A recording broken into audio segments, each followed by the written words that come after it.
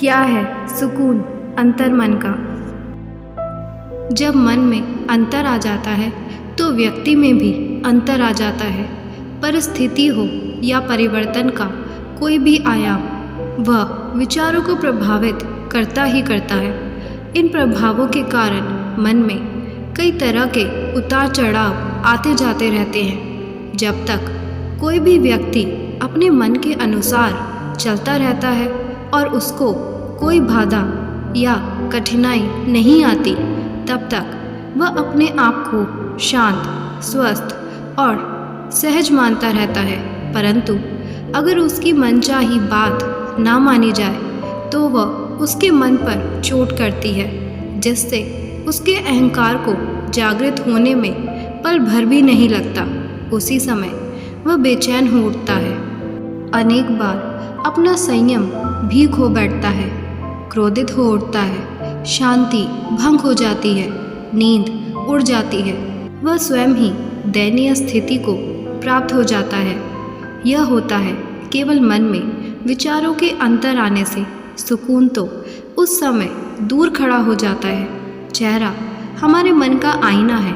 जब कोई भी व्यक्ति खुश होता है, उसके चेहरे पर मुस्कान, हंसी और आँखों में एक चमक सी आ जाती है।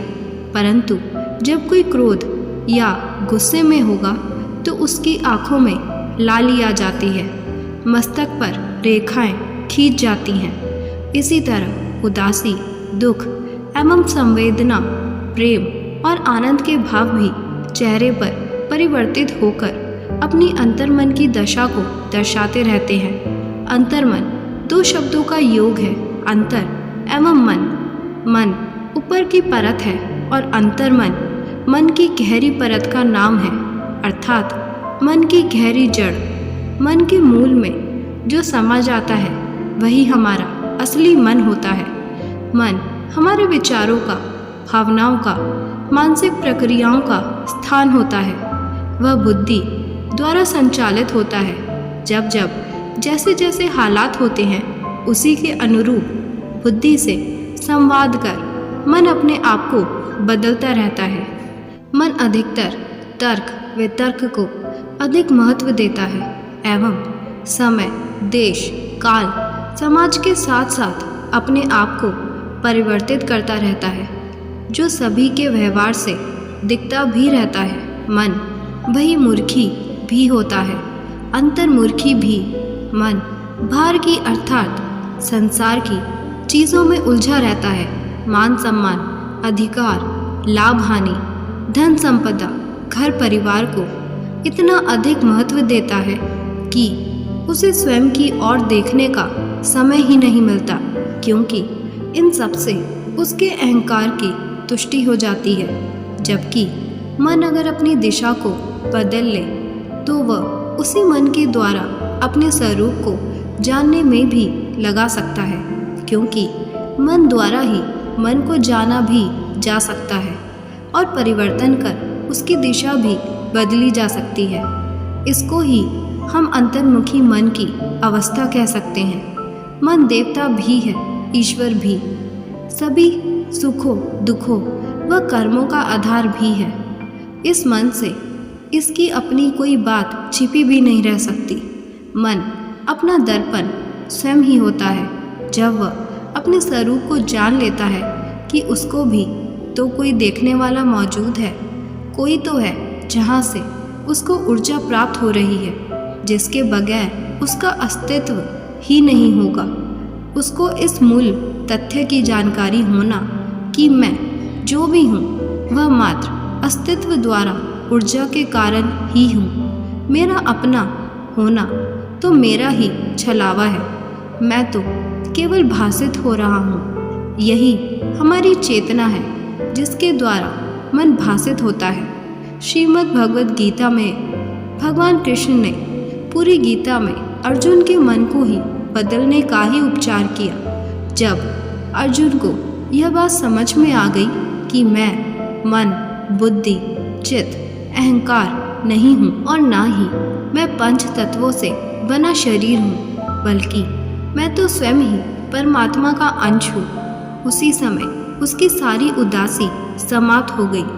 अब तो वह अपने मन का सजग रूप से दृष्टा हो गया। अब सारी सृष्टि उसे एक दृश्य के समान दिखाई देने लगी। यहीं से उसके मन में अंतर आ गया और अंतर चेतना के द्वारा अंतर्मन में समभाव समदृष्टि का आविर्भाव हो गया। भले ही गीता के 18 अध्याय हैं और लगभग 700 श्लोक हैं, पर उसको तो रण के मैदान में ही जागृति बोध हो गया था। अनेकों जन्मों की अज्ञानता को जानने में और समझने के साथ अज्ञानता के समापन में कोई समय नहीं लगा।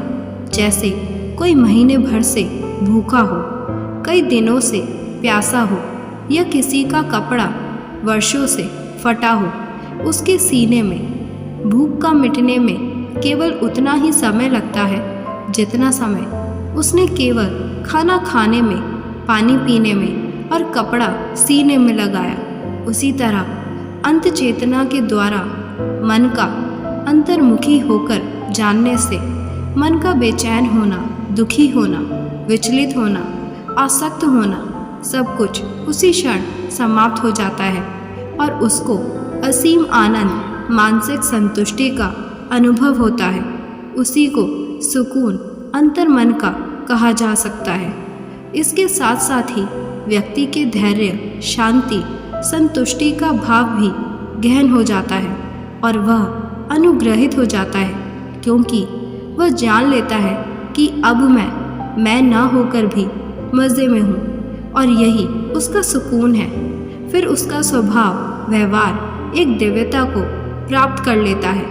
वह सरल, सहज और सजग प्राणी के उदात्त रूप को प्राप्त हो जाता है। शांत और हर परेशानी से मुक्त होकर अपने आप में विश्राम करने लगता है और उसके मन को स्थायी सुकून मिलता है।